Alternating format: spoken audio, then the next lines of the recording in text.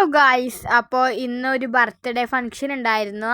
ഞാൻ പോയിട്ടുണ്ടായിരുന്നില്ല, അമ്മമ്മയും ഉണ്ണിമോളും ഒക്കെ പോയിട്ടുണ്ടായിരുന്നു.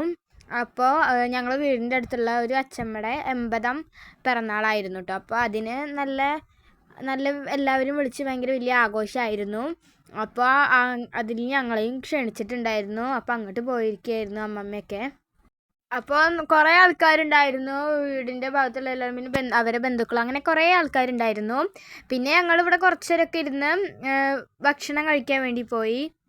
പിന്നെ ഇതേ ഭക്ഷണം എന്ന് പറയുന്നത് സദ്യയായിരുന്നു. എല്ലാ കറികളും നല്ല വിഭവസമൃദ്ധമായ സദ്യ ആയിരുന്നു. 2 തരം പായസം അങ്ങനെ കുറേ ഉണ്ടായിരുന്നു. സാമ്പാർ ഒഴിച്ചിട്ടില്ല കേട്ടോ. സാമ്പാർ ഒഴിക്കാൻ വേണ്ടി ആൾ വരുന്നതേ ഉള്ളൂ. അപ്പോൾ ഇതേ സാമ്പാർ ഒഴിച്ചിട്ടുണ്ട്. ഇനി നമുക്ക് സദ്യ കഴിക്കാം.